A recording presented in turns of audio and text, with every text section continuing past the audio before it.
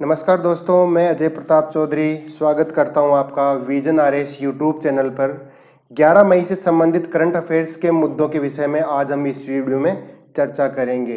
देखते हैं आज के पहले प्रश्न के विषय में। हाल ही में 15वें वित्त आयोग की सलाहकार परिषद के सदस्य के रूप में किसे शामिल किया गया है?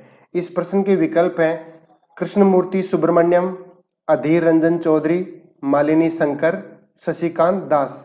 तो इस प्रश्न का जो सही उत्तर है वो है श्री कृष्णमूर्ति सुब्रमण्यम को 15वें वित्त आयोग की सलाहकार परिषद का सदस्य बनाया गया है।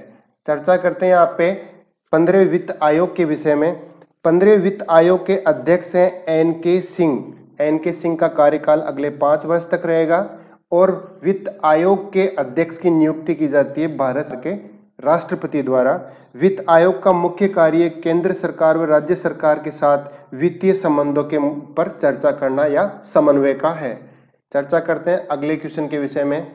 हाल ही में किस देश ने कोविड-19 के लिए मोनोक्लोनल न्यूट्रलाइजिंग एंटीबॉडी का निर्माण किया? तो विकल्प है अमेरिका, भारत, चाइना व इजराइल। तो इस प्रश्न का सही उत्तर है वो है इजराइल ने हाल ही में कोविड-19 के लिए मोनोक्लोनल न्यूट्रलाइजिंग एंटीबॉडी का निर्माण किया। यहाँ पे अगर हम बात करें एंटीबॉडी के विषय में, तो एंटीबॉडी मानव में प्रतिरक्षा तंत्र से संबंधित है, जो कि प्रतिरक्षा तंत्र को मजबूत करती है। एंटीबॉडी तथा बाहरी वातावरण से आने वाले हानिकारक वायरस, बैक्टीरिया, इन सब से मानव शरीर की रक्षा करती है। प्रश्न संख्या 3, हाल ही में कोरोना से हिंद महासागर के द्वीप देशों की मदद करने के लिए भारत ने कौन सा मिशन शुरू किया? इस प्रश्न के विकल्पों में वंदे भारत मिशन, समुद्र सेतु मिशन, मिशन सागर या इनमें से कोई नहीं। इस प्रश्न का सही उत्तर है मिशन सागर। मिशन सागर से हम हिंद महासागर के द्वीपीय देशों की मदद करेंगे। कल के वीडियो में हमने देखा था 10 मई के वीडियो में हमने डिस्कस किया था वंदे भारत मिशन तथा समुद्र सेतु मिशन के विषय में।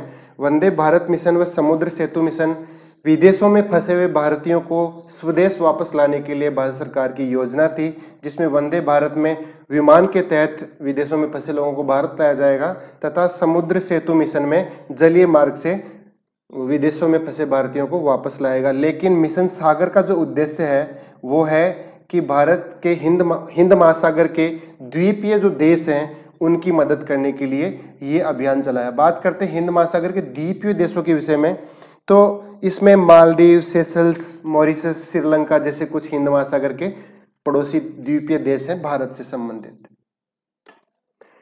प्रश्न संख्या 4, हाल ही में नाकुला पास के निकट भारतीय व चीनी सैनिकों के बीच मुठभेड़ हो गई।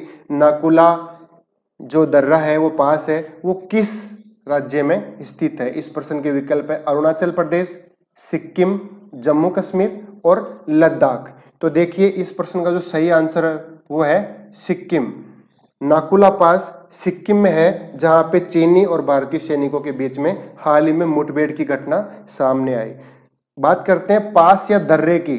पास या दर्रा किसे कहते हैं? तो पर्वतीय क्षेत्रों में पाए जाने वाले आवागमन के प्राकृतिक मार्ग को पास या दर्रा कहते हैं। तो यहाँ पे जो ऑप्शन है वो आएगा सिक्किम। विश्व स्वास्थ्य संगठन और संयुक्त राष्ट्र की डाक एजेंसी ने निम्नलिखित में से किस बीमारी के उन्मूलन की 40वीं वर्षगांठ पर स्मारक टिकट जारी किया? तो इसके विकल्प है चेचक, पोलियो, मलेरिया तथा डेंगू। तो इसका जो सही उत्तर है वो है चेचक बीमारी के उन्मूलन के लिए 40वीं वर्षगांठ पर विश्व स्वास्थ्य संगठन और संयुक्त राष्ट्र की डाक एजेंसी ने ये टिकट जारी किया। विश्व स्वास्थ्य संगठन यानी WHO के विषय में हमने प्रीवियस वीडियो है करंट अफेयर्स के, उसमें विस्तृत चर्चा की है। तो इस प्रश्न का सही उत्तर होगा चेचक। कुछ इंपॉर्टेंट फैक्ट चेचक बीमारी से संबंधित। मई 1980 में 33वीं विश्व स्वास्थ्य सभा ने अपनी आधिकारिक घोषणा जारी करके बताया कि दुनिया और सभी लोगों ने चेचक से मुक्ति पा ली है, अर्थात चेचक का उन्मूलन हो चुका है। चेचक एक विषाणु जनित रोग है जिसे बड़ी माता या स्मॉल पॉक्स के नाम से भी जाना जाता है। चेचक संक्रमण के प्रसारित होने से चेहरे के साथ साथ पूरे शरीर पर चकत्ते बन जाते हैं, जैसा आप इस फोटो में देख पा रहे हैं। एक घटक के रूप में मैग्नीशियम कार्बोनेट की उपस्थिति के बाद निम्नलिखित में से किस राज्य ने 1 वर्ष के लिए पान मसाला पर प्रतिबंध लगा दिया? विकल्पों में है उड़ीसा, असम, पश्चिमी बंगाल व झारखंड। तो इस प्रश्न का जो सही उत्तर है वो है झारखंड ने एक वर्ष के लिए पान मसाला पर प्रतिबंध लगा दिया गया है, क्योंकि मैग्नीशियम कार्बोनेट की वहां पे उपस्थिति पाई गई पान मसालों में। झारखंड सरकार ने राज्य में 1 साल के लिए पान मसालों पर प्रतिबंध लगा दिया। पान मसालों की 11 ब्रांडों पर प्रतिबंध लगा दिया। एक्चुअली ये आदेश राज्य के खाद्य सुरक्षा आयुक्त नितिन कुलकर्णी ने पारित किया था। राज्य ने वर्ष 2019-20 के दौरान परीक्षण और विश्लेषण करने के विभिन्न जिलों के विभिन्न ब्रांडों से पान मसाला के 41 नमूने एकत्रित किए थे। सभी नमूनों में एक घटक के रूप में मैग्नीशियम कार्बोनेट मिला, इसलिए वहां पे 1 साल के लिए समस्त पान मसालों पर प्रतिबंध लगा दिया। बहुत ही महत्वपूर्ण प्रश्न है, किस टाइगर रिजर्व में बाघों की संख्या 88 से बढ़कर 96 हो गए? तो विकल्प है सुंदरबन, कान्हा नेशनल पार्क, गिर वन अभ्यारण्य तथा इनमें से कोई नहीं। तो इस प्रश्न के सही विकल्प है सुंदरबन। सुंदरबन में हाल ही में किए गए सर्वे में पता चला कि वहां पे जो बाघों की संख्या पहले 88 थी वो बढ़ के 96 हो गई। सुंदरबन के बारे में देखते हैं।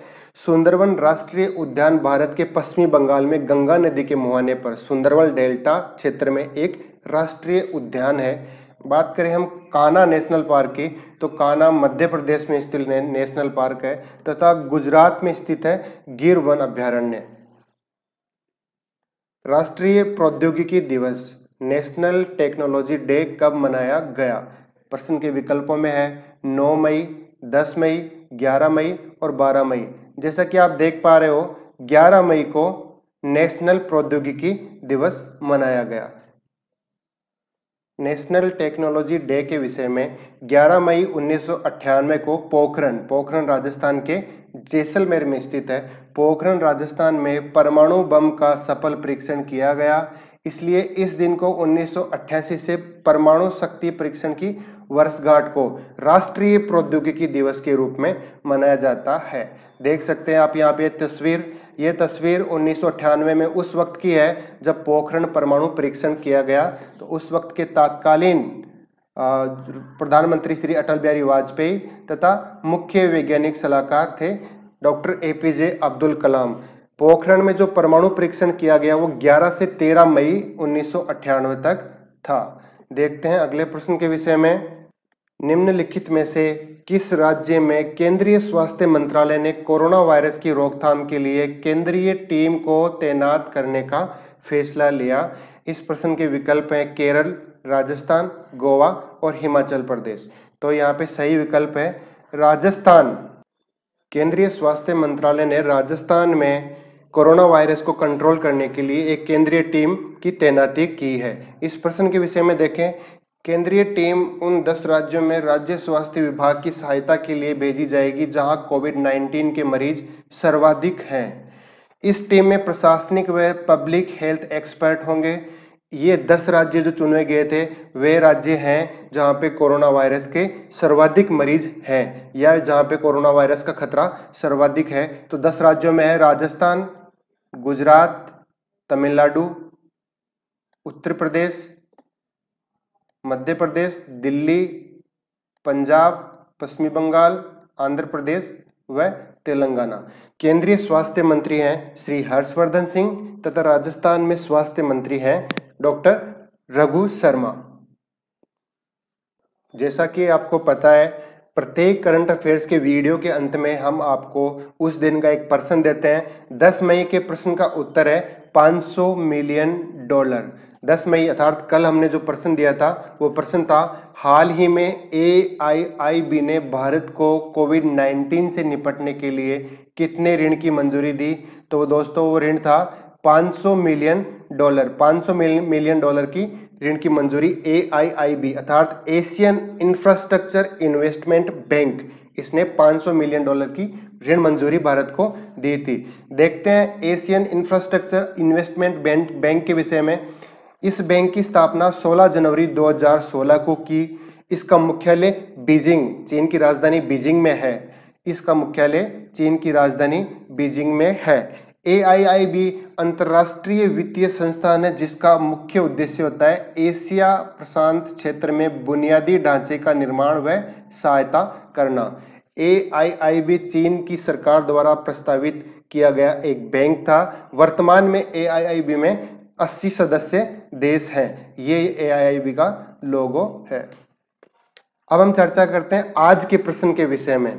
UNEP ने गुडविल एम्बेसडर के रूप में किस भारतीय का कार्यकाल 2022 तक बढ़ा दिया?